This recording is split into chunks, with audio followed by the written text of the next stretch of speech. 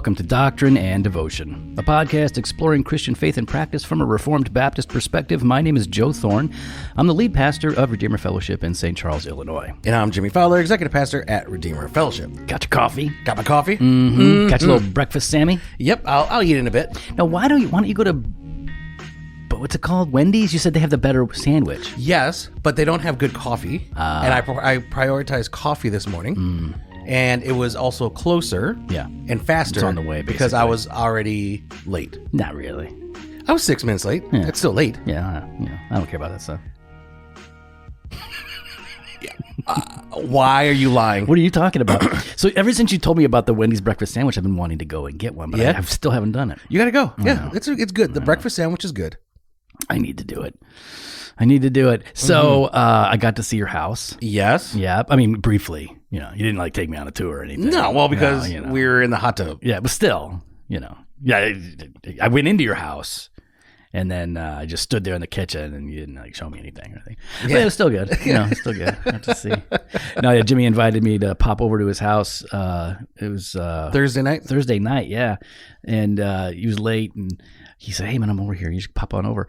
So it's like 6 minutes from my house. Yeah, that was nice. So 6 minute drive, like we planned, from driveway to driveway, like we planned. And I it's a dark neighborhood. It's like my neighborhood, no streetlights, but more money. And just as little light at night, but more money in this neighborhood. Bigger houses, we could say it that way. So I get in there, and I'm following the map, and I go in and I pull in, and I'm walking around the house. I go down to the pool. I don't see Jimmy. There's a gate. I'm rattling the gate. Jimmy! Because it's late, I'm jangling the gate, trying to climb over the gate. I can't find it. And then, I get a call from him, but I can't, there's a bad connection. I can't figure it out. I had to do it for my watch.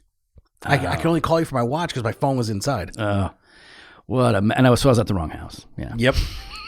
That could have been awkward. Yeah, I was like, woo-woo. I did hear that finally. I'm like, oh, shoot. A cop's going to get called on me. I got a hoodie on, hood up. Slippers. Yeah, I'm wearing slippers and shorts. I don't know. I looked up it. But anyways, man, I got to hang out, and it was nice. It was a good time. Good, yeah. Thanks for having me. I'm glad you're able to make it. That made me happy. Yeah. It's like the third time you've said, "Hey, why don't you pop over? I'm here." And I'm like, each time I've not been able. Yeah, I see. So I want you to see right there. Hold on. For the record. I told you. What do I need to see? Obviously I see it. For the record. Yeah. How often I invite you and you turn me down. Okay. How often you invited me. So here's the thing. It's not like it's a regular thing. No. Invited. Yeah. And so you're at 25%. Okay. 25% acceptance rate. No, it'd be 33 because it was 3 times. 1, 2, this was the third. Nope. 4. Nope. 4. Nope. Anyway, I know my percentages. 4. I finally came over. It was nice. Yeah, sitting in the hot tub was nice. Yeah. You don't have a sauna though. No. Yeah. Steam shower? No. You're going to fix that, I bet. Because I know you like a steam shower. You know that's number one. Michelle's like, let's take a look at the kitchen. I'm like, Bathroom first. So what's going on this week, man? Preaching. Yep. Preaching. Getting ready. Kicking off the week right. Kicking it off right. So second half of Revelation 7. That's right. So I'll be finishing that up after this. Oh, you going to work on your sermon? Yeah. Finally. Saturday afternoon. No, it's there. It's still morning. Yeah. It's still, I would say point 1, like Roman numeral 1 is done. I got to do Roman numeral 2. And then 3, 4, and 5. No, just Roman numeral 2. And then cleaned up a bit. Yeah. No, I know you got it. Yeah, I got it. I'm not worried about it. I'm not. When are you going to need me to come up with your sermon summary? You know what? Can you be available at 1:32? So yeah, man, I'm eager to hear that. It's nice. It's Mother's Day. You're preaching on Mother's Day. Yeah. And how are you going to weave Mother's Day into your sermon? How are you going to do that? It's going to pop in there. You wouldn't preach a Mother's Day sermon necessarily, but you're going to make reference to it somewhere. Probably not. Oh, it will. Yeah, off the cuff, you'll be like, yeah, you do know me. Yeah, but the problem is, a joke. It'll be just like in New Zealand when I went with the Lord of the Rings thing, and it didn't work. Oh, I will laugh. If nobody laughs, I will laugh harder. Oh, because it'll be funnier then. Sometimes these jokes just don't go. Actually, I didn't even think about Mother's Day at all. Yeah. I'm still not going to think about it. Yeah. Oh, I'll make sure you do. I'll be bombarding you with texts from now until Mother's Day. Okay. What? How you gonna? Yeah. How you gonna? I'm gonna get in your head. I'm already in there. New birth. Never mind. Got it. Got it. Yeah, but what does that have to do with mother? Your mother gave you birth. Not new birth. But she gave you first Mary? birth. Is Mary the mother of God? Theotokos? No, she gave you first birth. Yeah. And the Lord, new birth. Yeah. Okay. Yeah. Happy Mother's Day. Yeah. Yeah. You'll come up with something better. What else you got? I don't know. What other jokes you got? I don't have a lot. So what are we doing today, man? We are going through, we're going to go through the 10 Commandments. Yeah. Or just talk briefly about them all because we've done this individually. Yeah. You can search our archive. Yeah. If they're working. Because we're still, Baptist Catechism. Yeah. And so, yeah, here we go. Started with question 50, because we've already talked about the preface to the 10 and all of that. And so really when we're talking about the 10 Commandments, I find it interesting because there are some people theologically who don't have much use for the 10 Commandments as they are. They sort of dismiss them. But then, most Christian traditions and most Christians throughout history value the 10 Commandments and see them as a good summary of God's will for us and how we're supposed to live. But yet most Christians that I know, most Christians that I've asked, don't actually know all 10. And it's not that they don't kind of know what they are. If I say, give me all 10, they can't do it. Even if they'll come up with 9, and sometimes they'll forget covet. Because it's just it's not ingrained enough in them. They coming up with all 10 are rather difficult. Why do you think that is? Why do you think there isn't much of an emphasis on the 10 Commandments in most evangelical, even Bible-believing churches? I'm wondering if it's just because people feel like it's law. You know what I mean? It is law, but there's like this sense of, well, hold on, we're not held to this. Like you're talking about, right? Like I'm not...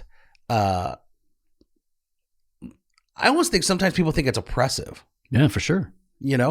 Like it's restrictive, but no, we have this freedom in Christ. It doesn't save me, so what do I need it? Yeah, I can walk free in the promised land that the Lord has given me. Mm-hmm. Yeah, I think that's definitely a part of it. I think we're so overly simplistic about. I think Christianity. Oftentimes, the form that we see in our Baptist churches and whatnot, not always, but oftentimes, it's a bit shallow, underdeveloped, superficial in that, do they understand how to grow in the Lord? Do they understand how sanctification works? Do we understand, what it means to develop faith, right? For it to grow, for piety to be rich and real. I don't know that most Christians have articulated that for themselves. Whereas in years past, the catechisms have clearly articulated this, how sanctification works, there was doctrinal preaching. And today it's mostly focused on these sort of how to better your life in these specific ways. It's like the only law. Like self-help books kind of a thing, yeah. So it's still law, but it's not really God's law. It's more like, well, here's man's law for how you can do this thing that God values, right? So maybe God values marriage, or God values prayer. So here are 5 ways you can do it better. And so it's like we're just kind of going to give you five new laws or commands that will help you do this one command that God gave you better. And it's not that it's wrong to give that kind of advice, but I think part of it is like a diluting of God's law. Well, I'm wondering, I think of Cliff Notes back in the day, right? Like you would sit there and they were Cliff's Notes. Yeah, Cliff Notes. And so instead of reading the book, you'd read that. You kind of get the synopsis of it and the main points. But do you think our feeding, I'm thinking of just Christianity, right? Our feeding on articles. Oh, yeah. Right? TGC, T4G, Ligonier, Desiring God, keeping it within 1,000 words, 800 words or less, making these articles has actually perpetuated that, where people are so now used to, I consume a small amount, I don't need to spend a long time, and I'll get the gist of it. Yeah, I think that's a good point. Yeah, I think we have now trained. I think we're part of that. We're part of that cycle. It's like the article, like a good blog post, let's say 800 to 1,000 words, a good blog post that says good things. as we were getting ready for this, we actually looked one up, Kevin DeYoung, 10 Things You Should Know About the 10 Commandments. And it's a good article. Yeah. It's a great article. But when you're looking at these blog posts or these articles, they are summaries by nature. Yeah. They are simplistic. They have to be because they're so short. So they're not bad, but it's not enough. They're supposed to get you interested or point you in a particular direction so that you can go deeper.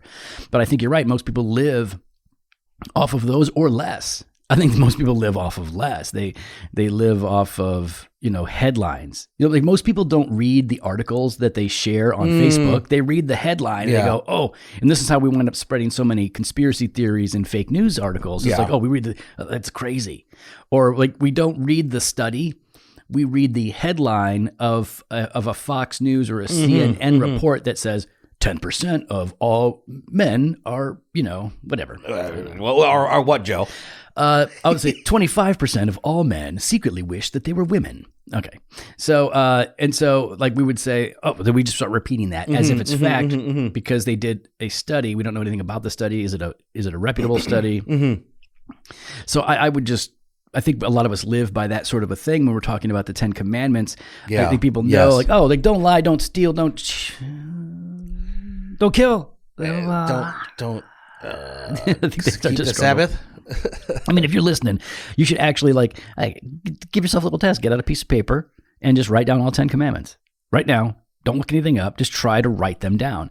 And you'll be surprised because even though you might know all 10 commandments, sometimes you find it difficult to recollect, to actually recall all 10. And we're not even saying put them in order, but that would be good. Having them in order is kind of nice. So yeah, I think you're right. I think in part people are unfamiliar with the 10 Commandments because the church has shied away from preaching. I don't want to look legalistic, or I don't want to look like a fundamentalist. Yeah, without recognizing what the law really is. Yeah, and why it's a good how beautiful it is. Yep. I think that there is bite size. I don't want to say junk food, but there's just a lack of depth in a lot of our intake of God's truth, right? We tend towards short sermons that are, easily digestible, easy books. If we read books, articles, tweets, we like tweets.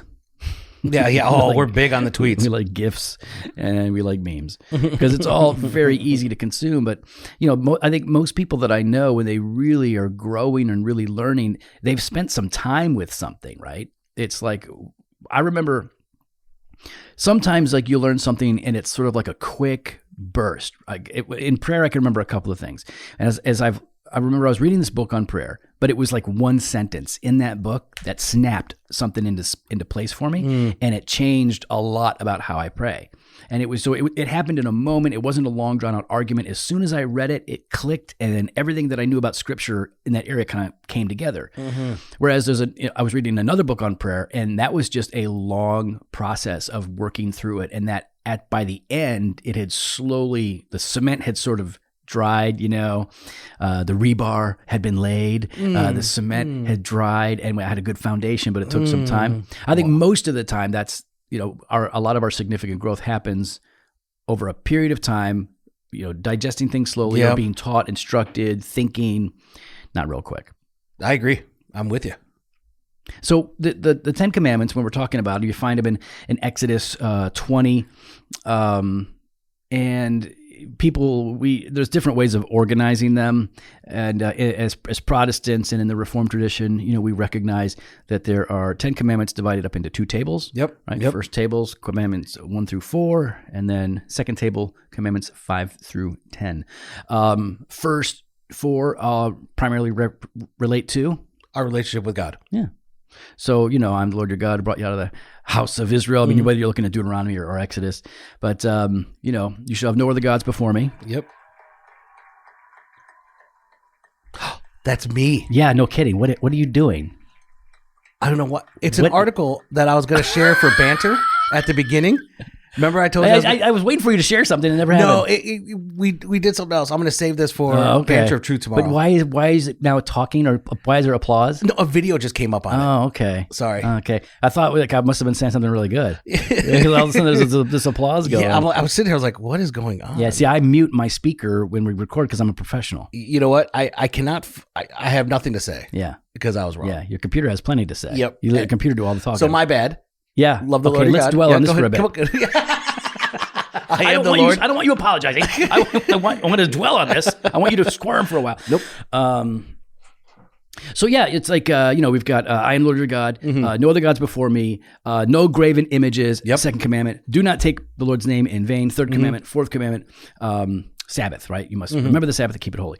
So. And then 5 through 10. Yeah, and then 5. So the first table has to do with everything from obviously idolatry, avoiding idolatry, as well as worship, right? As well as what it means to keep God's name pure, right? To not take it in vain. And that's one that I think a lot of people really struggle with because it's not the kind of thing that people really dwell on. Yeah. I mean, when I was a young Christian in particular, I really just equated it to, do you use God's name as an expletive? Do you say GD or whatever? Like, do you, do you do that or do you not? And that was about it. But the more that I started to really think about the 10 Commandments and read about the 10 Commandments, the more I came to see that it's how you talk about God and how you talk about the things of God, and not just what words that you use, but do you trivialize Him? Because I think anytime you treat, and this is what others. One of our favorite resources so far on the 10 Commandments is Thomas Watson's treatment on the 10 Commandments that you can get. You can get it in hardcover, softcover, or you can find it online for free. But I think a lot of people don't recognize how easy it is to start treating the things of God lightly. I mean, like in the Old Testament, right, and going into the New Testament era, Jesus tells people to stop swearing. Right, let your yes be yes and your no be no. And if you start doing some digging, you realize they wouldn't swear to God. Oftentimes, if these maybe unethical people wanted to just sort of lie, they would swear, and they would say, "I swear by the moon and the stars." Like there's some swear. Yeah, that's exactly it. By the moon and the stars in the sky. Do you even know who sings that song? I'll be there. Was that Backstreet Boys, or is that NSYNC? I don't know. Yeah, for real. You don't know anything. I don't know. My bad. I don't know why you don't. I swear. So no, which one is it though? I wouldn't know. I don't think I listened to why'd you ask me? Because you would know. You're a '90s kid. Continue. You're a '90s baby. You're a baby. Well, you're 80s baby, but you grew up in the '90s. So. Baby, you're a baby. Not going to argue with that. So okay, so what's helpful is the 10 Commandments breaking down into these two tables. It actually gives us these two orientations, right? So there is a vertical orientation and a horizontal orientation, and this is what's beautiful. Like the 10 Commandments aren't just haphazardly thrown together. God wrote them down, and this is why the order actually matters. Like there is a flow, there is a logic to it, and a lot of people would say, you break the first one, and like you have any other gods before Him. That's sort of a big obvious one, like don't worship another god. But as soon as you break any of the other commandments, you're breaking the first one, because like you're putting something else in the place of God by letting it rule or letting them rule over you. So I think that's fairly helpful to see the way that it's laid out, and we've talked about the Sabbath. I know that's what everybody wants us to go to. Like, talk about the Sabbath. All right, guys, in a technical sense, we could be considered Sabbatarians because we think the fourth commandment is still in play.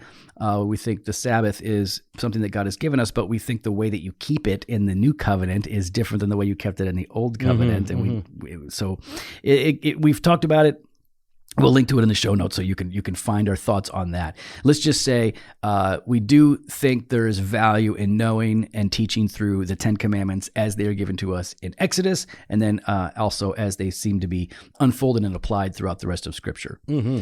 But then you got the second table. You got the second table of these commands that relate to our neighbors, how we love God. First table, second table, how we love our neighbors and our relationship with them, which is really cool because most of the law is like built into the context of community and relationship. Most of the laws have to do with how you treat other people.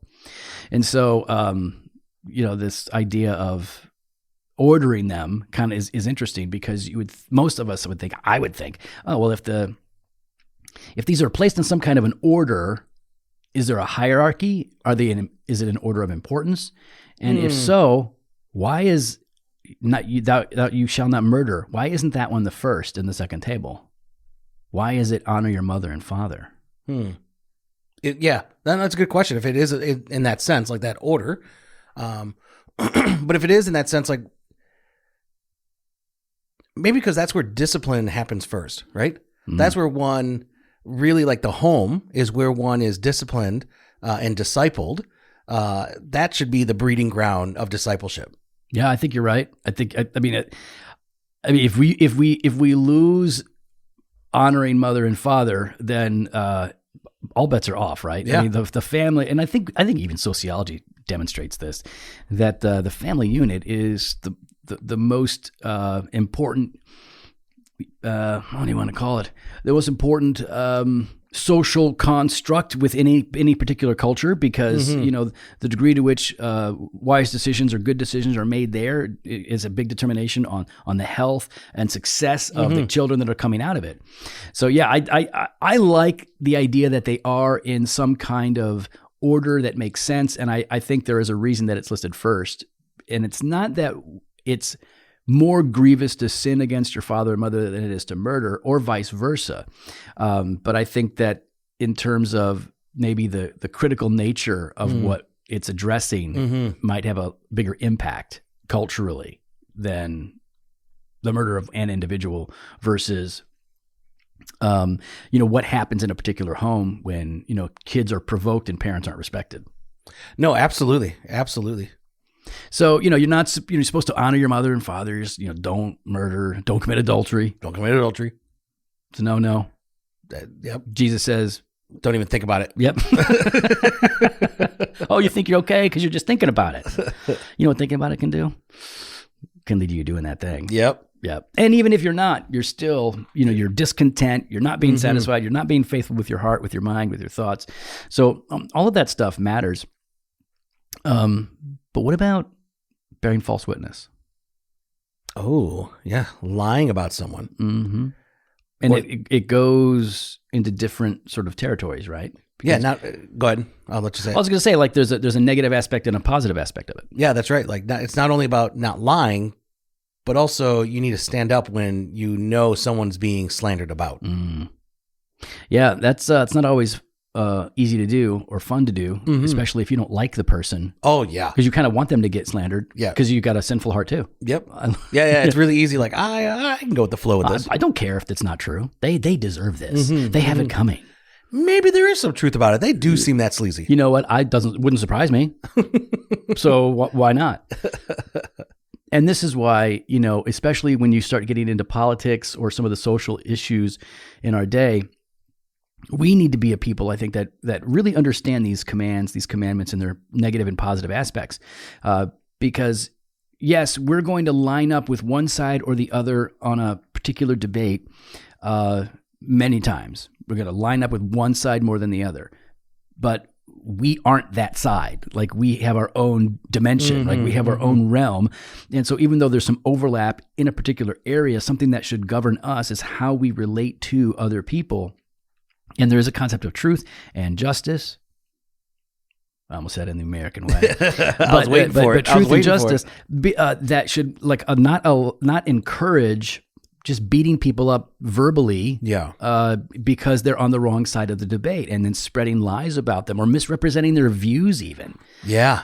That's what we like to do. We like to make another person's view look so bad that nobody would really seriously consider it, when that's really not what we're supposed to be doing. We're supposed to You're supposed to understand it. You're supposed to understand it, articulate it well, Yep. so that you can, if it is something, that needs to be refuted, you can refute it properly. You're either going to refute the thing that needs to be refuted, or you're going to refute a straw man. Mm-hmm. You're refuting the straw man isn't helpful, because that's not the real issue. You want to get to the truth of the matter. Yeah. So what do they really believe?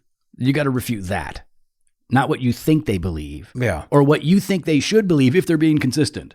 Like, that's another thing I see all the time. People will say, like, well, no, if they take their ideas consistently and logically, then they're going to wind up here. Like, yeah, I agree, but that's not where they're at. Mm-hmm. They're 10 steps, behind that. Mm-hmm. And so we got to deal with them where they're at. Show them where it can lead, but not assume that that's where they're at in their own thinking or in their own hearts. But what's the big deal with coveting? Oh. Why is it? I think some people think when they go, why would I go? What does it matter? Who cares? Okay, so I want what that guy has. What's wrong with that? Yeah, it's that discontent with what God has given you, right? Like, it's like a lack of appreciation and thankfulness for the gifts that God has bestowed upon you, right? Yeah. It's somehow saying I deserve more. Mm-hmm. Yeah. Yeah. Yeah, I think you're right. I think discontent and a sense of frustration comes with it. I think there's arrogance. Yeah. Self-entitlement. Yeah. To be entitled. And I know that some people might say, like, well, wait a minute. If I work hard, don't I deserve something? And yeah, there are realms in which you can say that, right? You put in your 40 hours, you deserve the paycheck that you get. You've earned that. If they withhold that from you, that's wrong. So you deserve that, right? Absolutely. You work hard all day, you deserve a break. Go home, have a Coke or a beer, whatever you like. Go ahead and chill. Don't neglect your family, though. You don't get a break from your family. You get a break from work. So I get that, but what we're talking about is what God owes us and how we handle providence. Like, to covet means that you are not in a place where you understand what providence is, how it works. And really, I think coveting, you said discontent and arrogance.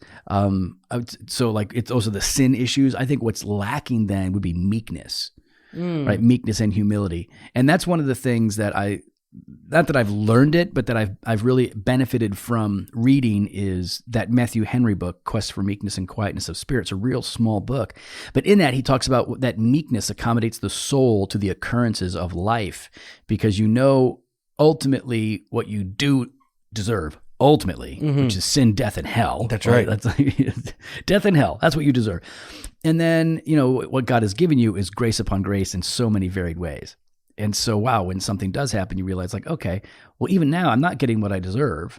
It's a hardship, it's a difficulty, it's an affliction, but I'm going to bear this patiently because I know God is good and he loves me and he actually has my best interest in mind and he's taking me somewhere. And so I think that's when you're starting to look at it in a positive sense. But what about, we know why killing is wrong, right? Taking the life of somebody. We know stealing is wrong. Taking something. But coveting is you're not taking anything. It's just a condition of the heart. I think that's why it's so weird for people. It's just like, I'm not hurting anybody. And in America, we're really big on you do you as long as you're not hurting anybody. Yeah. You do you, boo-boo. Mm-hmm. Are you hurting somebody? No, then you're fine, man. Do whatever you want. And our faith and even the law of God is pushing us to consider the heart in all of these things. It's never just outward external obedience. And throughout the Old Testament, we see that, right? You're not, God's like, I'm not digging your sacrifices because you don't have a heart. You don't have sorrow for sin. You don't have love for your neighbor. You don't have love for me. And God wants the heart. So even when we're looking at the law and people are like, oh, it's just a bunch of commands, we understand, I think rightly, because that's how it's given to us, that it's not just about towing a line or performing well. It's about understanding the will of God and having our will in sync with his will that is empowered by a heart that is actually, swelling with love. So on that note, Jimmy, you're a preacher. Oh, here we go. If somebody's going to preach on the 10 Commandments or teach on the 10 Commandments, what advice would you give them? What advice? Yeah. I like it when Jimmy gives me the surprise look. Oh, okay. I guess I'll answer this. I guess I'll take care of this. You go and then you give a piece and I'll give a piece. Go. All right. Give advice. Yeah. Somebody says, hey, Jamie, I'm going to be teaching on the 10 Commandments. Any advice you want to give me? Yeah, I think you alluded to it earlier. When you're preaching the 10 Commandments, I think make sure you're hitting the positive and negative. Yeah, right. That's good. Like, don't just focus on the negative aspect of do not do this, but you need to then be showing people what they should be doing. Right. Yeah. I think that's good. And, then when it says honor your father and mother, then you say like, okay, well, here's what it looks like to dishonor them. Yeah. Here's the things you're not supposed to be doing. Yeah. Don't do this. Don't talk back. Don't take the jar of pickles from the stinking fridge and open it up and then use your dirty, disgusting fingers. Bonger fingers. Dig it. No. Nope. Not bonger. Maddie. Yep. Maddie. No, she uses a fork. They're all good. But the point is, it's like, yeah, you want to, I think you do want to do that. I took yours. Yes. No, not at all. I would, because I think anything, what we would say about the 10 Commandments would apply to almost anything in preaching, I think, for the most part. There'll be some things that'll be unique. Like what you said, Jimmy, like emphasize the positive and negative. That would apply to any part of Scripture that has commands in them, right? And so another thing I would say is make sure that you are being clear and simple, right? So that doesn't mean dumb it down. Mm-hmm. Right? It means like, no, clarify what we're talking about. Don't be obtuse. Don't overcomplicate things. Don't make it super academic. You want people to understand with each commandment, what is the issue? Yeah. Like it's like we talk about this all the time, sermon summary. What's the main idea here? So you want your people, if you're going to preach the 10 Commandments, I would say take them one at a time. And give them one at a time, so they actually can have like a 30 to 40 minute block of like concentrated thought in this, and then make sure that they know what it is. And if they know what it is, then like if you know what it is, then you can communicate what it is to them. But I would want our people to be able to repeat it. Oh, like when it says remember the Sabbath day, here's really what we understand and to do what that means and how we would do it today. Yeah. So clear, simple, practical, kind of a thing. Like we were talking about earlier, we could relate it to the heart. And I definitely feel every sermon, especially as you're going through the 10 Commandments, each sermon should point to Christ and his fulfillment. Our lack of fulfillment and his fulfillment and our salvation and hope in him. I think that's really good because if you're just going to preach commands apart from Christ, that's not even Christian. At best, it's a form of Judaism. Which, but even that, it's incomplete, right? Because they were looking towards the Messiah. They were looking forward to the one who would come and fulfill all of this, to be the atoning sacrifice, right? To be the sin offering. Yep. I think that's really good. Every sermon should show how the doctrine, the command, the principle, the truth, whatever is connected to Christ and the gospel. Yes. And hopefully they understand that means like you don't preach like, okay, honor your mother and father. Here are 5 ways we dishonor parents. Here are 5 ways to honor parents. Jesus died for your sins, and so you should believe in him. Hopefully it's not that. It can't be that. That's not showing. It can't be that. No. It cannot be that. And what a cool thing to do as well, right? Because even with Jesus, fulfilling the law, you could actually show how Jesus honored his parents and how he honored his mother, even when it looks kind of weird. Like I should be in the temple here with them. It's good that I'm here. Yeah. We're going home. Oh, okay. Yeah, I'm not ready. I think that Jesus, go take care of the wine situation. What do you? It's not my time. Just take care of it. Just do what he says. Yes, ma'am. Oh, okay. Guys, give me some water. Got any water? So yeah, I think that's a good idea. I mean, if you're going to preach through or just teach through or walk your kids through the 10 Commandments, encourage them to actually memorize them. You know what I mean? Yeah. It's that's maybe not something that's going to come out, but like even if you are actually in a classroom or even behind a pulpit, you could just recite all 10 Commandments every week. You'll do that for 10 weeks. That'll help. They're going to get it. But find ways to encourage that, show them that, you can run through it.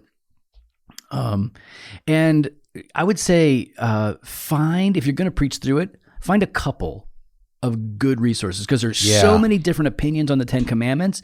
There's so many different views on it. Find a couple of really good resources. Yeah, that's a good one, Joe. That you can go to and recommend to people. I think doing something like that would serve you better than using 15 different resources. Don't read 15 commentaries. Why do people? I don't know. I don't know how you have time. Well, yeah, okay. How do you have time? 2, a third of them are going to say the exact same thing, oftentimes with plagiarism involved. Yeah, like they're literally copying. They're literally, each other. they're literally citing each other. Sometimes they're not even citing though. Yeah, this is pretty word for word. Huh. Yeah, man. I think they're teaching your kids the 10 Commandments. You should do that. Yeah. Preaching to the 10 Commandments. If you're a pastor, you should do that. If you're teaching youth, you're doing the youth group thing. Yeah, give them the 10 Commandments. But you're not just giving them the 10 Commandments. You're not just telling them what to do. Like Jimmy said, you're going to tell them what Jesus did. Oh, you see, you don't keep these 10 Commandments. Jesus did keep these 10 Commandments. You could flip the script on them. You're saved by obedience to the 10 Commandments. Yeah. Just not your obedience. Yeah. Jesus' obedience. Now that you've been saved through Jesus' obedience to the commandments, you can now walk in those commandments with the freedom without fear of failure, because when you do fail, you're not condemned. Like you can have fun with this and empower people, but if you don't connect it to Jesus, it's all for nothing. Well, we'd love to hear your thoughts. You can follow us online on Instagram and Twitter at Doc and Devo, or on Facebook /Doctrine and Devotion. You can head to the website, doctrinedevotion.com. There you can contact us. You can sign up for the email blast, or go to the store, jofostore.com, and grab some gear. We got that fresh pod every Monday and Thursday. We got blog posts and video content over at the website. We got that all access exclusive content, Banter of Truth, on Tuesdays, and Weekday Wisdom Monday through Fridays. Head on over to doctrinedevotion.com /all access and register today. Later.